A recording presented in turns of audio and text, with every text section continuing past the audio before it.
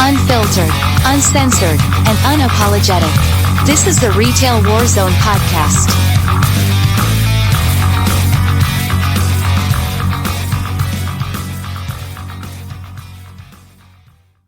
Welcome to the Retail Warzone, and tonight our guest is Steven Petrivelli. He has written an amazing comic book called Retail.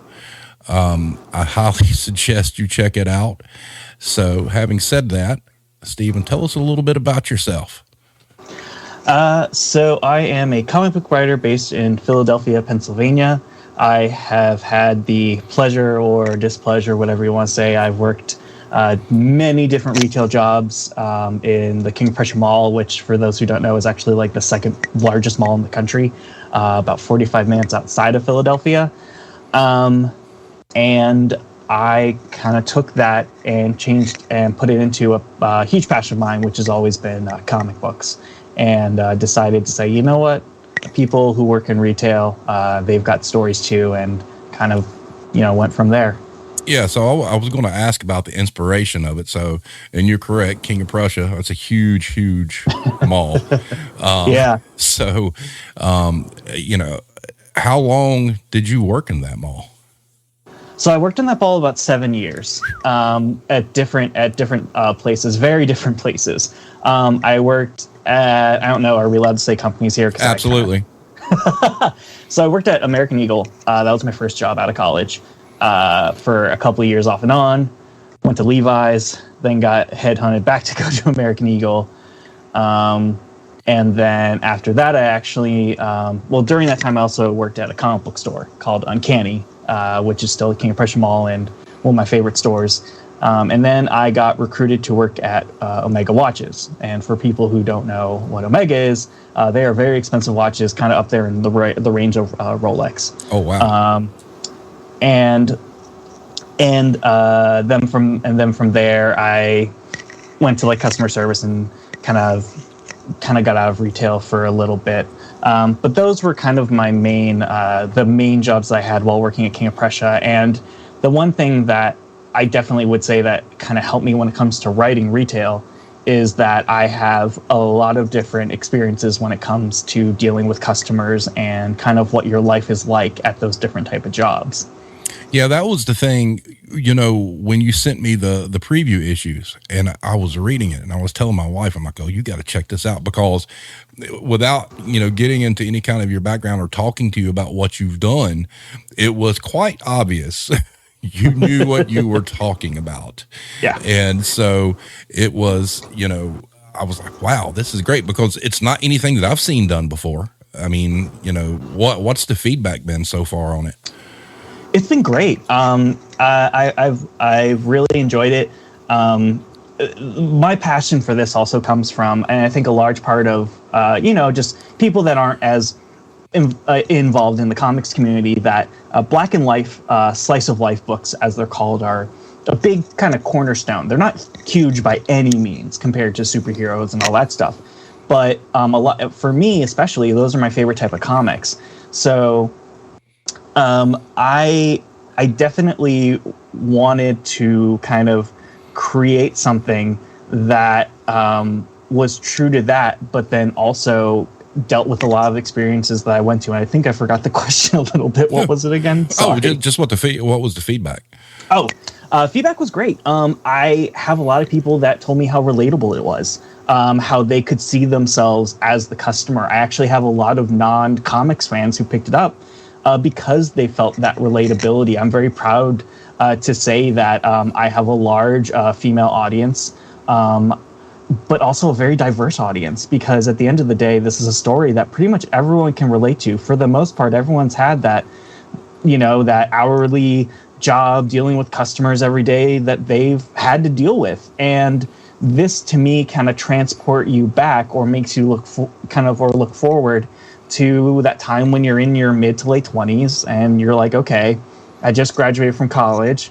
I have an English degree. I can't get a job, so I guess I'll go work at a clothing store at the mall. And now what do I do? And that quarter life crisis. And that's kind of the big crux of it. And I've gotten a lot of positive feedback. I was surprised By how much? And then at the same time, I discovered the retail hell side of Twitter, which I didn't even know existed. Yep. And has become probably one of my favorite spots to look at, all the dear customer stuff. Yeah, Blame Tag is not with us tonight because he's out serving customers, but he said it best. The Twitter retail community is the best retail community. Had a question come in from Hybrid Hooligan. Wanted to know, was Kevin Smith's Clerks a motivation or inspiration? So I've actually had a lot of people tell me, and for a while I didn't want to kind of push Clerks as something I'm worried that would pigeonhole me.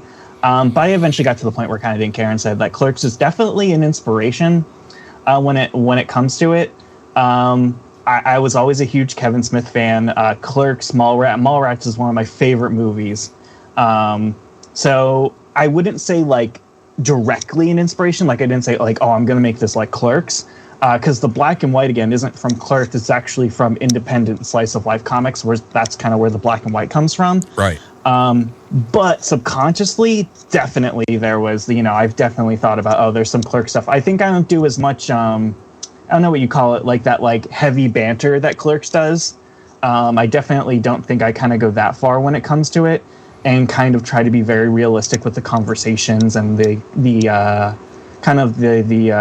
what's the word, like the relationships with the characters. Right. So I'll say, long story short, not a direct inspiration, but I can't say it wasn't something that definitely wasn't in the back of my mind when it came to creating this comic.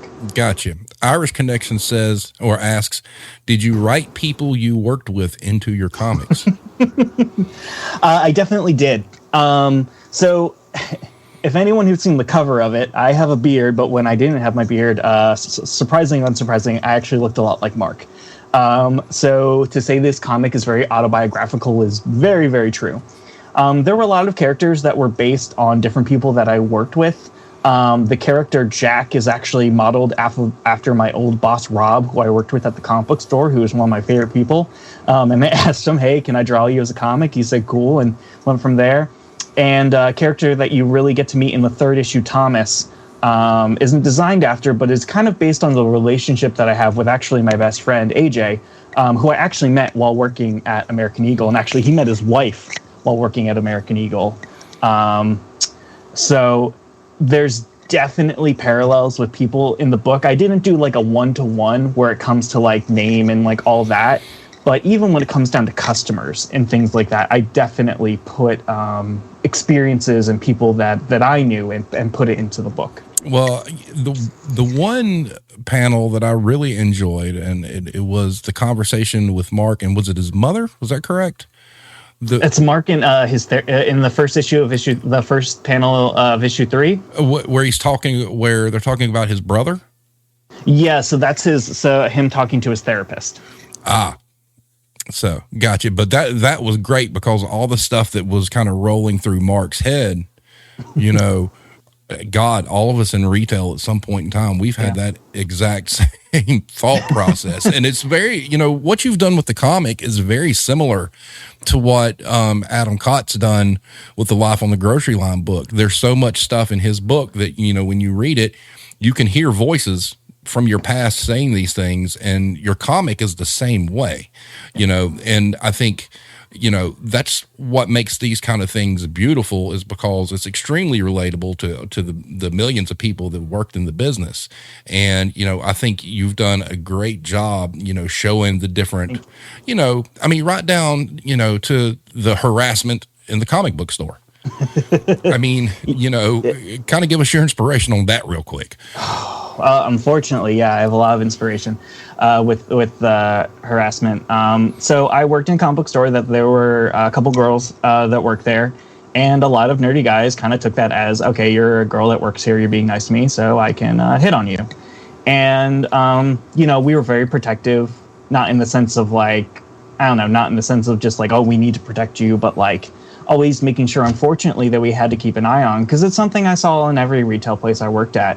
And it was something that I was seeing that I definitely knew that I wanted to put in. When I would be working in my different jobs, depending on where they were, there'd be times where something would happen, and I'd just be like, "Oh, that'd make a good scene, or that make a good panel sequence," and I would kind of keep it in my head, rework it if I had to, but then put it in. So a lot of that definitely was connected with real life, especially at the comic book store. Just because guys are just like, "Oh, she's a nerdy girl, likes comics. I want to marry her." It's unfortunately, it was something that I experienced quite a bit, and I didn't want to. I wanted to not shy away from some of the things that happen in retail. That beyond the customer being a jerk, some of the stuff that just is like gross and things that not only unfortunately, like, guys don't have to deal with, but everything that happens in a retail store, good and bad. Yeah, like showing up to work hungover. Yeah, yep. That was also thoroughly based on a night I had with my friend. Wow. AJ. And yeah, there were so many times where I was showing up hungover. There was other people showing up hungover, and you just kind of had to work with it. And kind of like Mark says in the comic, is like, cool, you get the day off, but oh crap, I'm not getting paid now. Yeah. Got a question from Jared. What was your favorite positive retail experience? That's a really good question. Jared, you're the man. So when I worked at the watch store, we also did repairs. So people would come with their watches, and we would send them off to the company, and they would get them repaired. And I'm actually a huge watch fan to this day, especially vintage stuff. I don't have anything crazy expensive because I can't afford it, but I do love watches and kind of that old thing. I had a gentleman who came in with a watch that belonged to his dad that hadn't worked in I think he said about a year. And he wasn't sure what broke in it. It was just a very old watch. And we sent it out. It came back, and it was quite expensive. It was a pretty expensive repair. And I remember I had several conversations with him talking about it, saying, his whole thing is, well, is it worth it? And my whole kind of conversation with him was just like, I know it's a lot of money. Like, could you sell this watch and make money off it after this repair? No. But like, this was your dad's watch, and this is how much it meant to you. And to kind of go back, the watch was pretty beat up, like pretty bad. Like hands were falling off, and I think like the case was like it was bad. He eventually agreed. Time went by, and I got the watch back, and I remember giving it to him, and I was so glad I was there. I remember I was even telling like people that work there, like I live close to the mall, so I said, if he comes in for his watch, can you please text me? I want to see if I can come in so I can see his reaction, because it looked fantastic. I remember giving it to him, and he started getting choked up because he's like, this is my dad's watch. This is how it looked like, when he wore it. And he thanked me for convincing him to get it fixed. And that's something that for me will kind of always stick in my mind when it comes to really great experiences with retail. Well, we give it a lot of grief, because for the most part, retail sucks. But every once in a while, you have those brief moments where, you touch somebody and you do something that you feel good about. And, and that's things that, if your day's bad, those are the kind of things that kind of, keep you from jumping off the cliff. They do. And the tagline for the book is the best worst job you ever had. And it actually came from my best friend. And the reason I always say that is because the hours suck, the pay sucks, sometimes the boss sucks, customers can suck, but you can meet a lot of friends there or have experiences. But mainly for me, kind of gain a friends group of people around you that can really change your life. Like I said, I met my best friend working at American Eagle. He met his wife working at American Eagle, and we always say it was we thank our manager that hired her, because she was going back to Boston to see her family, and she actually requested like Black Friday and like the day after the day after Christmas and like all this stuff off. And normally they would say hell no, but they agreed, and she eventually came back. They started going out, and kind of now they have a kid. So as much as retail can suck, like I said, I met my best friend and he met his wife working there. Agreed. I don't think there's enough credit given to the long-lasting relationships that you do make in the business. Same here. Mm-hmm. Met my wife Nice. Yeah, it's, it's one of those things. And, a lot of the core people, that I know that originally got involved in Retail Warzone, these are relationships I made in business, people that I worked with, people that were like-minded.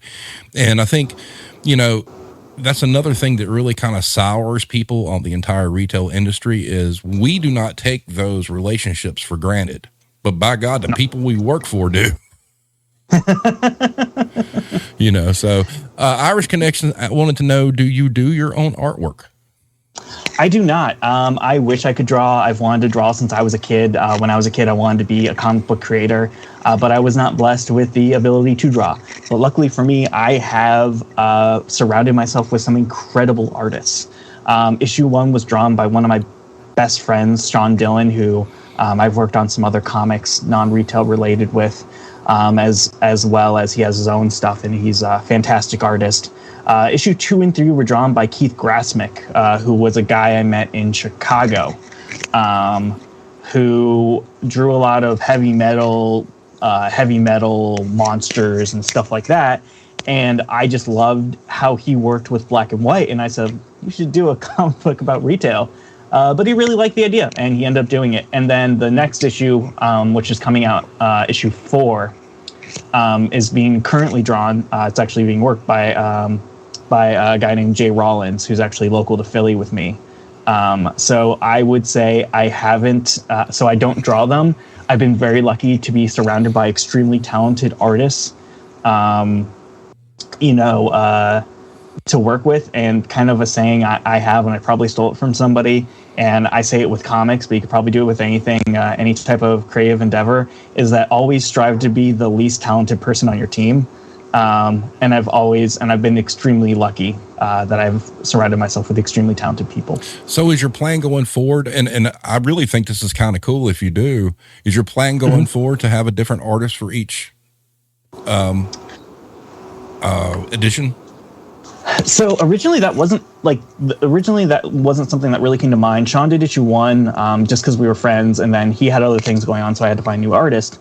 As time went on, I kind of like this idea, and this is a very deep cut for people, but I'll try to. So there was a comic called American Splendor, which there's also a movie about it starring Paul Giamatti. It's amazing.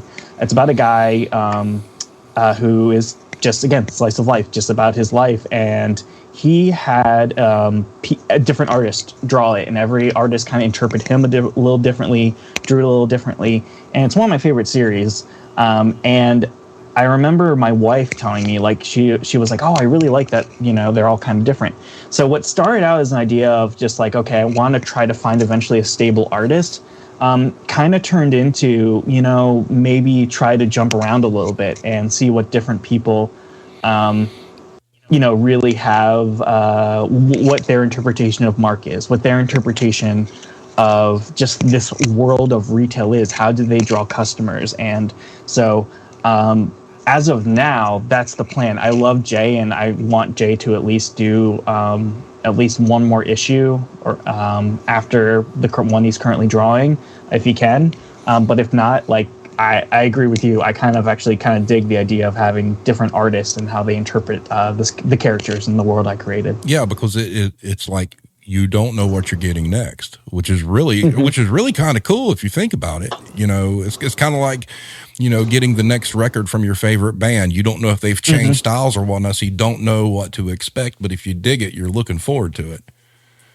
Yeah, I mean, it was one of those things where with a lot of big publishers, they want a consistent artist because they don't think that readers are going to keep reading it if the art keeps changing.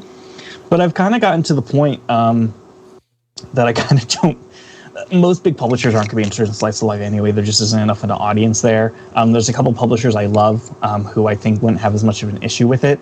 But I need to get kind of more issues under my belt. But as of right now, for me, it's a passion project. It's something that a lot of people seem to enjoy. And so I'm going to do it my way because, that's how I want to do it. So as of right now, I'm going to kind of keep doing it the way that I want. It's kind of funny. Luke with the Wind said, did he say local to Philly? You're in my neck of the woods. And then Jared replied, Steve is the king of Philly.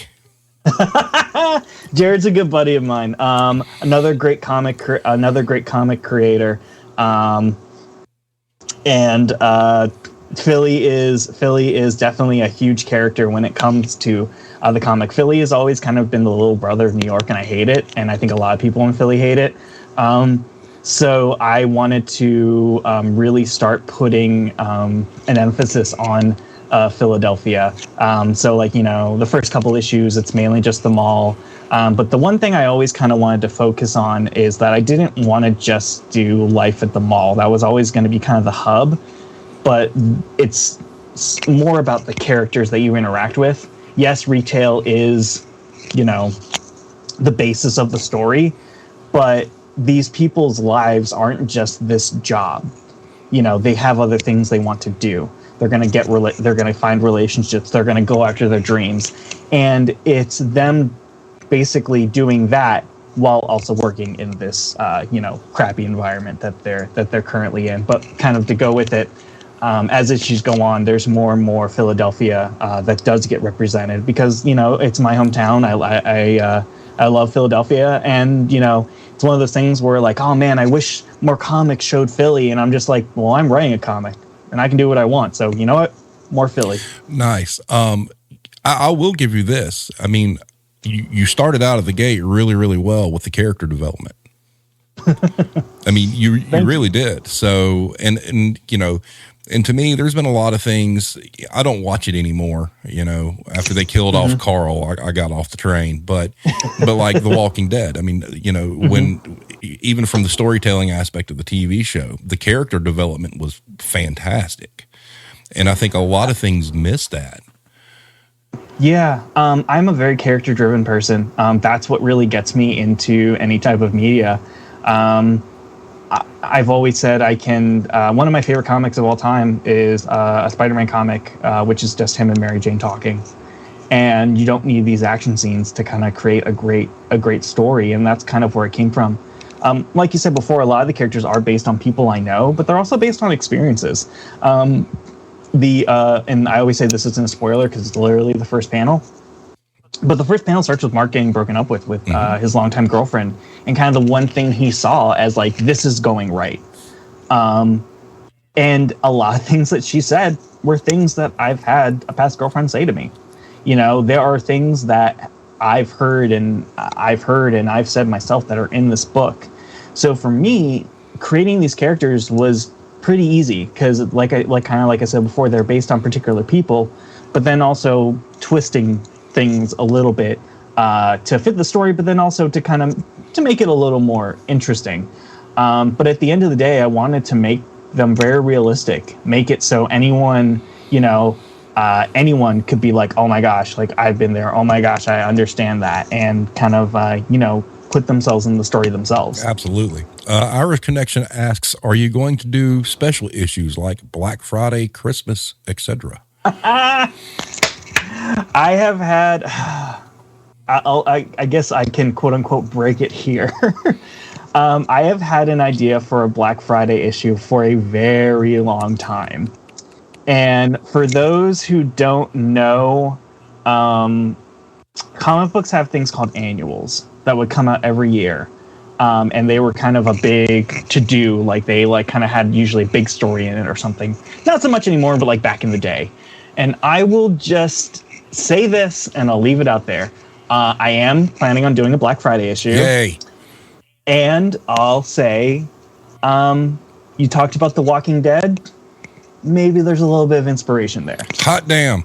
Speaking of which, did you see the trailer for the Black Friday movie? I didn't even know that was happening. Yeah, I will definitely check it out, though. It's got zombies in it, and Bruce Campbell is the store manager. That's amazing. Yep.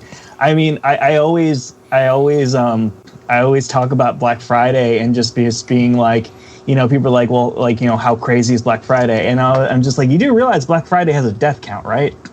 Like, people have died. Like it's insane, and how much it's changed. People not even be able to go into Thanksgiving dinner anymore because they're opening, noon on Thanksgiving Day to start with their doorbusters and all that. So for sure, Black Friday actually had had a pin that I was selling for a while that I'm going to start I had to get a new batch of that says Black Friday Survivor, because it is bravo. Whew, anyone. So I'll end it there. There is a Black Friday issue coming eventually, probably after the next the kind of first arc is done. And like I said, if you're a fan of Walking Dead, similar idea. Kick ass. All right, so Hero said Mall Santa edition. Hybrid Hooligan asked, what was it that finally pushed you to create the comic and leave retail? So I was still working in retail when I created it. Kind of what it came down to was I've had this idea for a while. I was walking around American Eagle one day, and I fancied myself some type of writer, and I hadn't written anything, very similar to Mark. And I kept thinking about The Office and saying, like, it would be really cool if there was an idea, like, I always thought, like, oh, it'd be a really cool idea for a TV show if they did, like, Office but with retail. And that was always in my head. And I was like, oh, maybe I'll write a TV pilot or something, like, just in my head. And then one day I remember just thinking, and I was just like, that idea that I have, I really like it, but like, I'm not going to write TV pilot. Like, I could do comics. Like, I know artists. I can actually get this done. It's a lot easier than wrangling actors and all that. And so eventually I kind of just said, put up or shut up kind of thing, which is what I tell a lot of people who want to break into comics, is that the easiest way to start making comics is just to start making comics. And so I did it. Sean, like I said, was one of my best friends, and he agreed to draw at least the first issue for me. And that's kind of where it started. And I got out of retail mainly just by, I eventually worked at hotels, which by itself is a whole nother can of worms. And I really want to dive into different types of customer service in general. I also worked as a tech support line for a software, like a software, which was another full experience to itself.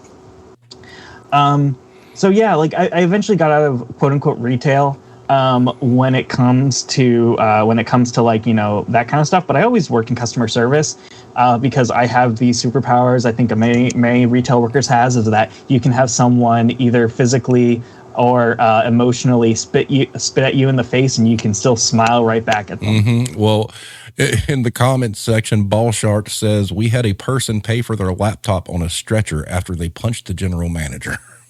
Oh my God. Wow. I'm trying to do like kind of crazy, crazy things like that. Like, I think people don't realize how intense some of this stuff can get. Oh yes. And how crazy it can be. Like, I think they underestimate it. And I've always said, like, I want to put maybe something a little more intense into the book, but I also don't want to pull, and I don't know which generation will get this, but I never want to pull what I call a Degrassi, which is pretty much putting so many intense things that it almost becomes unrealistic, right, to a point. But I eventually want to do a more serious issue where something like that happens. As of now, it's littler stuff, customer just random, you're on your break and the customer sees you walking around the mall and asks you where something is, and you're like, I don't know, and then they get mad because you're not being nice, even though you're on your break and it's not your job to tell them where things are. Dealing with just customers in general, and having them not treating you like a person. Yep. And and the other thing I kind of said is that one of the things, and this is, I was going too philosophical, empathy is a thing that I really wish the world had a lot more of. And for me, part of me, even if someone hasn't worked retail, I would love if someone picked up this book and said, hey, that's a tough life. Like, that's not easy. Like, I always say, like, when people like say, like, oh, I work retail or do whatever, it's like every job is tough.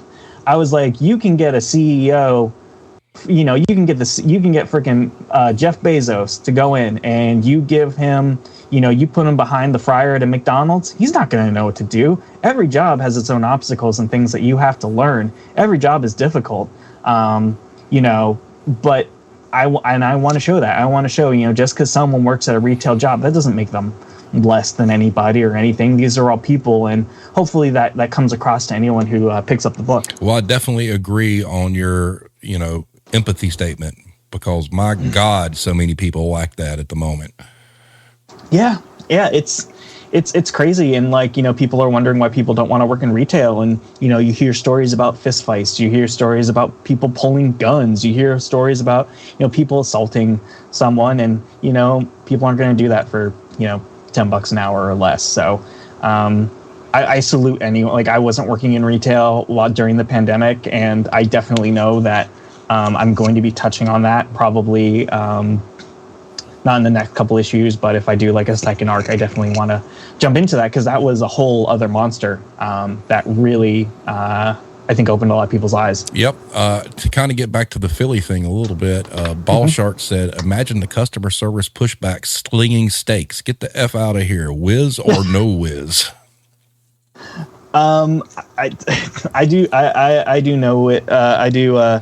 If he's asking my cheesesteak preference, I do. I don't do whiz. I would do whiz if I was like really drunk, because it that sits. So I do onions with American or provolone. That's kind of my cheesesteak order. I've definitely have had whiz, and it's fine, but man, does that thing feel like a freaking brick in your stomach. Nice. So Joey K says, talking about Black Friday and stuff like that, and customer interactions, or they peer into the back room window and knock on the door to ask for something. Yeah, I've had people kind of knock on, I was on my break and someone just walked into our back room and it's like, can someone help me? And I'm just like, you can't be here, and people just feel like they can do what they want, and it's nuts. It's crazy. There's things that people did or I seen do that I would have I just would never even think about doing stuff like that. Yeah, and there's always situations that I remember from my time in retail and crazy stories that I put into the comic. There's a couple in the next issue, for sure. And I'm always kind of picking my own brain and other people's brains of just crazy circumstances, and just playing in the book, because at the end of the day it is kind of funny, but at the same time it's like having people be like, can people really do that? I will say that anyone who reads any of my books, everything that a customer does is very realistic, and anyone who's retail be like, yep, I've seen that, or I've heard somebody deal with something like that. Yeah, and this kind of references one of the panels in your comic, although I think in the comic you still had your name tag. Hybrid Hooligan said, I've had a regular customer complain about me while I wasn't even in uniform or at work. I was shopping at another store and they kept asking me questions. I always said when I worked at King of Prussia that people could smell when you work there, because I had the same thing happen. I had people come up to me on my day off. American Eagle's uniform was just closed, so it wasn't like I wasn't in my uniform. Yeah, but people would come up and ask me where things were, and they would come up and talk to me at stores and be like, oh, where's this? And I was like, I don't work here. Never had anybody complain. That never happened, but when I worked at Omega, I had to wear a suit. And so that was a little bit different. A lot of people kind of figured like, oh, he works at one of the fancy stores here. The trick I eventually did was I would fake a French accent and start mumbling a little bit. And then the person would be like, oh, I'm good, because they don't want to deal with someone who has a thick accent. And that was my trick towards my end of time to make sure that people didn't ask me, where something was. Oh, here's a good one. Irish Connection asked, do you draw any inspiration from those cringe-worthy corporate human resource training videos? That's a really good idea. I haven't had too much experience with those in any place I've worked, actually. I do remember, this is actually even before King of Prussia, one of my first kind of department store jobs in high school, they made you read this huge manual Like, it was just like your entire first day was just reading this manual. And I just remember doing that, and that was a pain in the butt. I haven't had too many experiences when it came to videos, those kind of videos, but it's definitely something maybe you'll see down the line. That's a really good idea. I suggest you go check out the horror from Hobby Lobby known as Give 'em the Pickle. That is actually a training thing. You could find it on YouTube. It was maddening. Absolutely maddening. All right, so let's get a little nerdy here. Okay. DC or Marvel? So, I originally was a huge fan of Marvel, and I still am. As I've gotten older, I've really enjoyed DC's characters because of the legacy. I'm also a huge comic book history nerd.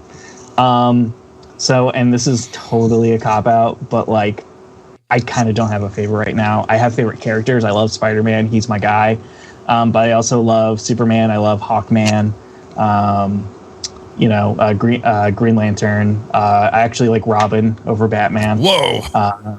Yeah, some of the Robins are great. Bruce Wayne is, Bruce Wayne, but I love some of the Robins. I'm trying like Cap. So like I have characters that I like more than like I need to read a specific company. When I was younger, I would be like, if an event happened at Marvel, I'd be like, oh, I have to read this because I'm a Marvel fan. And I've kind of gotten to the point now, especially when you're in the industry, you kind of hear stuff about people or how the corporations are. So maybe you become less fans of the corporation itself and more of a fan of the creator. So I would honestly say now there are characters like I'll never drop Spider-Man.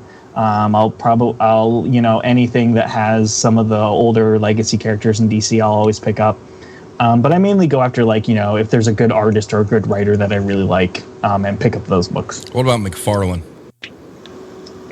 I was never. I'm a fan of McFarlane, and what he did when it comes to a history of comics and what that means to him. When it comes to that time frame, I'm not a huge fan, just because that's when comics started getting a little darker, which did help the industry. But I've always been kind of a fan of comics. At the end of the day, should also be fun. Because Spawn was pretty damn dark. It was very dark. And I kind of even have that in retail. Like I always, it can be dour and sad, but I always try to put like a little bit of hope at the end because I always feel like that's like kind of realistic to life sometimes. But yeah, I'm not so much into McFarlane. Like I love Brian Michael Bendis, who's the guy who worked at Marvel for a very very long time. He's a fantastic writer. Alex Robinson. If anyone does love retail and they are like someone said like a fan of Kevin Smith, Box Office Poison, one of my favorite comics of all time and probably one of the biggest inspirations for retail. Definitely recommend picking up by Alex Robinson. Gonna have to check that out. Great book. Early 90s, so like there definitely is some Clerk stuff in there too, because again you're kind of going back in time, but anything by him is fantastic and highly recommend it. Well, I'm a little partial to McFarlane being a Kiss fan, and I thought the Psycho Circus series was actually pretty good.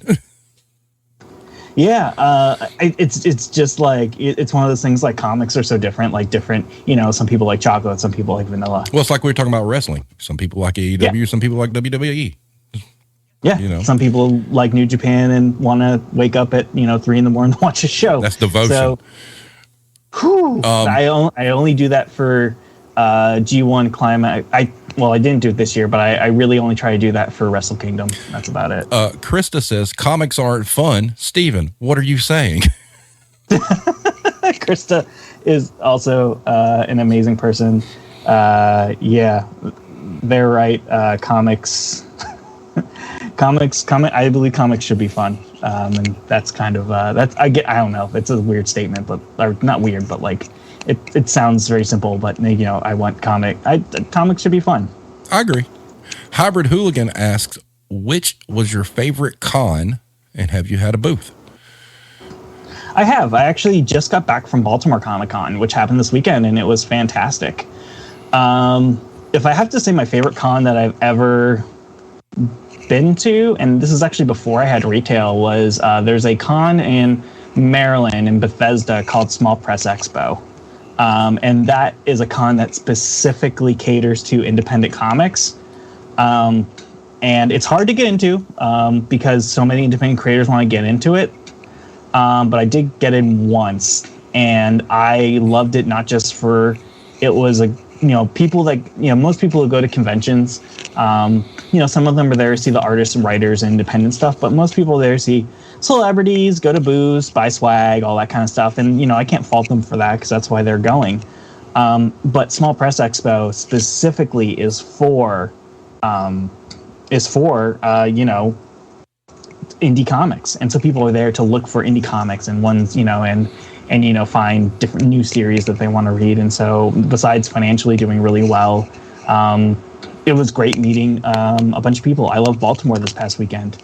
One of my best friends, Micah Myers, was nominated for an award, and he didn't win, but the fact he was nominated was really cool.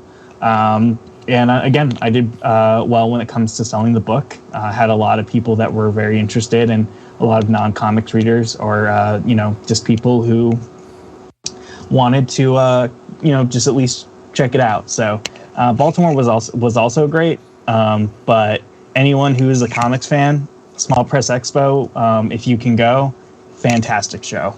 Any hopes to go to the big boy in San Diego? There's always the hope of that. San Diego itself is so big, and New York itself has actually gotten, I would say, just as big as San Diego, but San Diego's always going to kind of have that crown. I would love to go to San Diego. Getting tables is tough. I bet so.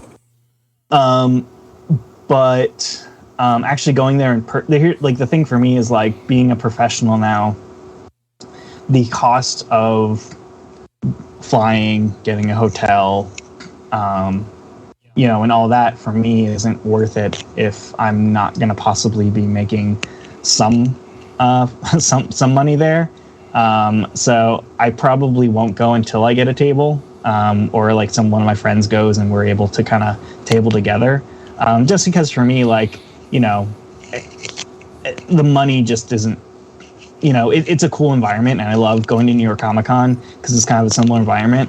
But at the end of the day, I don't go there for the most part to have, not that it's not fun, but I don't go there as a fan. I'm going there as, a professional now. Right. And it's got to be financially plausible. You just don't want to start jetting to every con you can get to, I would love to, but my wife would probably not agree to all of that.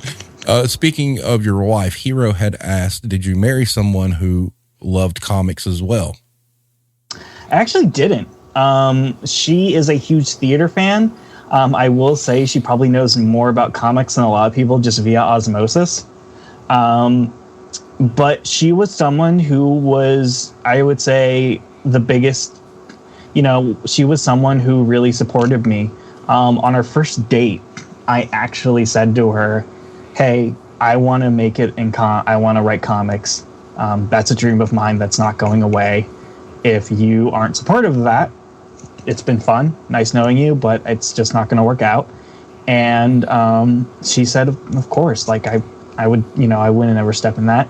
And that hasn't changed. Now, she's definitely someone who kind of keeps my feet on the ground when it comes to, the money part of it and all that. But she's been my biggest supporter of everything. And, Alex Robinson, who I talked about before, his biggest advice to anyone was, if you want to make it in comics, find a supportive spouse. I was very lucky that I was able to, to find someone who really believed in my dream. And she loves retail. Some of my comics, it's not up her alley, but she likes retail just because she worked in, similar stuff as well. Yeah, I'm very blessed to have a spouse that is extremely supportive of a very juvenile 51-year-old. So I can't, you're spot on there. So you got some peeps in the chat. Micah Meyer says, yay, my name. Jeff Ryder says in all caps, Steve's wife is awesome. She also loves Disney. Be cool. She does. She got me into Disney, which is a whole other aspect of customer service, which is nuts. I don't know if you ever interviewed anybody who's worked for in one of the parks. Oh, I'd love to. But if you can find someone, there is some very interesting things that they have to deal with, of just keeping this facade of this perfect world. Right. Let's see. Oh, here's a good question. Iris asked, what real world CEO or corporation would make the best comic villain? Jeff Bezos is Lex Luthor, isn't he? Oh, well, Ding. At this point. Yep, I think you win that one. Yeah, like the dude is Lex Luthor. He looks like him. And what is it? When he went to is it okay if I say the rocket ship that he went up looked like something? You can say it. It looked like a dick. Yep. And I'm 100% like that. Like, if people are looking at it, like, oh, it looks like a dick. Like, that was done on purpose. That was 100% done on purpose, because that's who he is. And so, yeah, if anyone was a supervillain, it's Jeff Bezos. It makes sense. Yeah, like, it's Musk is probably up there too, and there's a lot of other ones, but it's been a definite joke in the comics community that Jeff Bezos basically became Lex Luthor or Dr. Evil. Yeah, because the whole big thing. Yeah, 100%. He could be Dr. Evil. Somebody needs bring. He would clone himself. No problem. Mike Myers needs to come out of retirement ASAP. Yeah. Ball Sharts asked, parallels between artist business and retail. Is the comic business as messed up as the retail business corporately? Yeah, in some ways, a little, even a little bit worse. I love the comic book industry. I love it so much, and mainly like retail for the people. Like I said, I have some friends in the chat, which is fantastic, and we're very supportive of each other. And my phrase for the past year has been high tides raise all ships. We're all working together to make this industry better for a lot of ways. Unfortunately, for a lot of people that work in comics, it's their dream, and a lot of companies take advantage of that. Either with low pay, bad contracts that we really don't have any control of. And there has been some strides recently, especially to kind of say, you don't need us, we don't need you, you need us. But unfortunately, kind of with any big corporation, it's scuzzy when you get towards the top. I think John Oliver kind of said it once. It was like, if you love an industry, don't find out how the sausage is made, because it's just going to make you sad. But unfortunately, when you get involved heavily with something, you're always going to get to that point. I love comics. I will always love comics.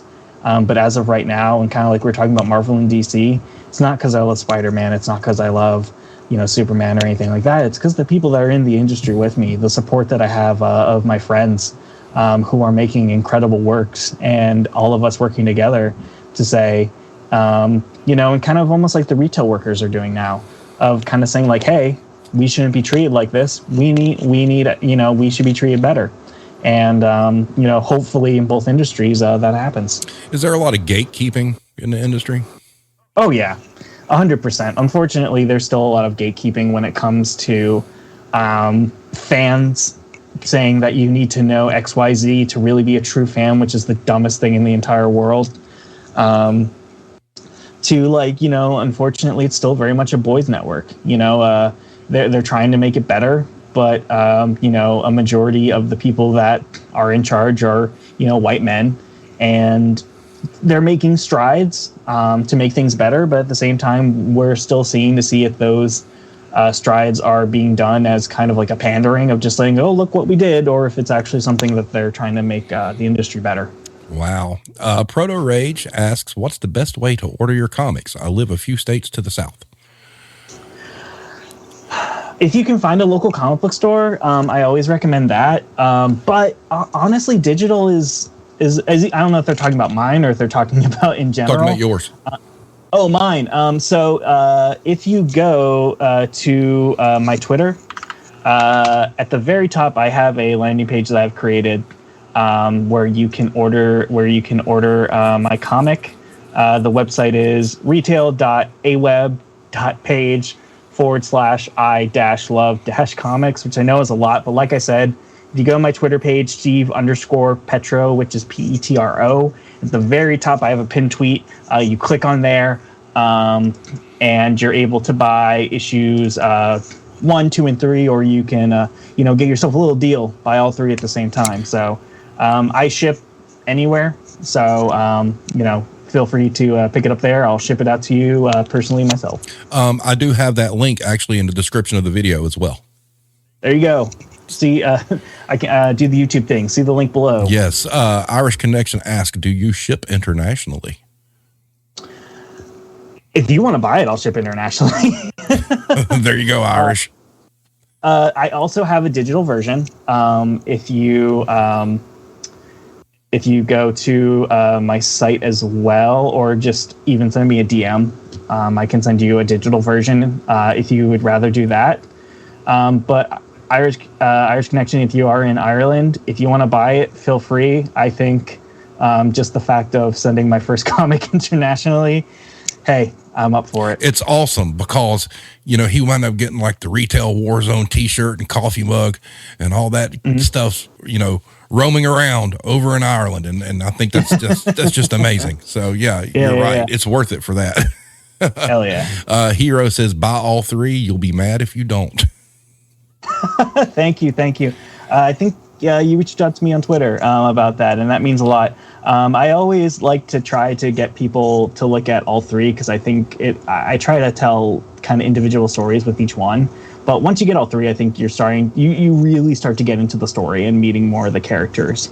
And so that's why I kind of always done the thing where, giving you a little bit of deal if you buy all 3 because, I think that gives you a better chunk of what's going on. I agree with you there. Luke of the Wind says, if I can ask, what was your more enjoyable, as in you loved to do it, it was a great jab at someone, etc., comic or story to do?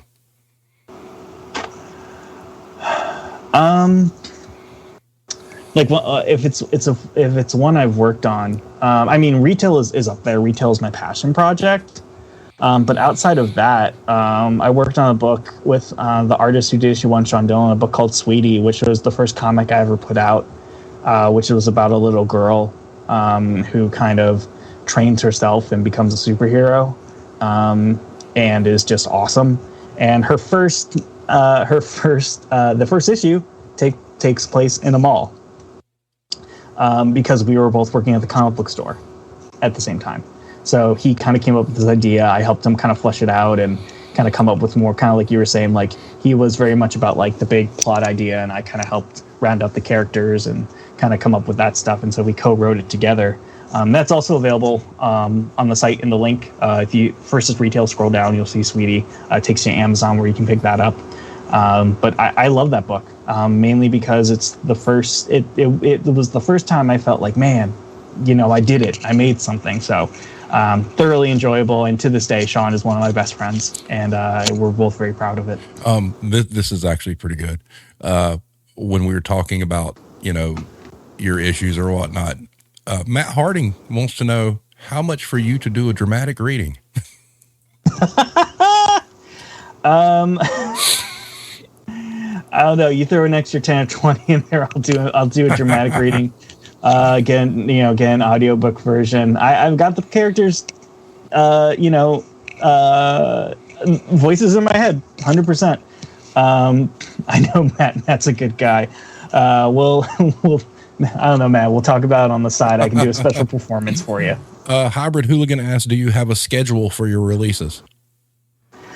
Being an independent comic creator, I don't have an exact schedule. Most comics come out monthly. Just again, being an independent comic creator and going by that,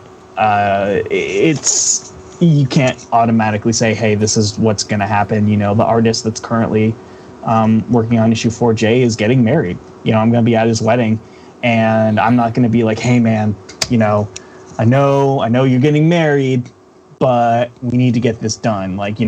It's an independent comic. It's a passion project, and Jay again is a friend.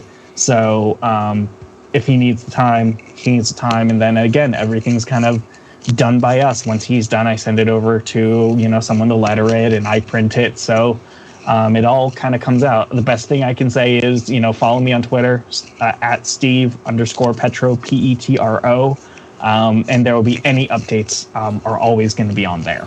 Awesome. I got to give a shout out to Luke of the Wind. Yes, Luke, I know that you're Philly Essential. He said, speaking of the Retail Warzone shirt, that's my Halloween costume for work this year. We are doing 0 fucks given. Bravo. That's a great costume. Yes, it is. All right. So we're sitting right at an hour. Steven, thank you for coming on, man. Yeah, of course. It was fantastic. It was a lot of fun, and I had a blast. Yeah, I mean, and that's what we try to do. And like I said, I have like this Hall of Fame kind of thing that I do in the video descriptions going forward after every episode. So like, for instance, with you, there's a section in the description of the video that says like Warzone swag or something like that. And then it lists all these people that's been on our show, and this links to where to buy. So you are now forever added to that list. So nice. If anybody thinks, oh God, I forgot what his Twitter @ is, and I don't remember how to order the comic, go to the video. Any video from here on out is going to have the link there for you to get the retail comics. So fantastic. Yeah. So that is awesome. Do you have any last words, sir, before we go? Everybody working in retail out there, we all know it's the best, worst job you've ever had. Especially now, retail is really tough, and people are dealing with things that they never thought they'd have to. Be nice to each other, and that person that's next to you, always help them up. Like I said, those friends that you surround yourself with, cherish them, because they're the ones that are going to get you through everything.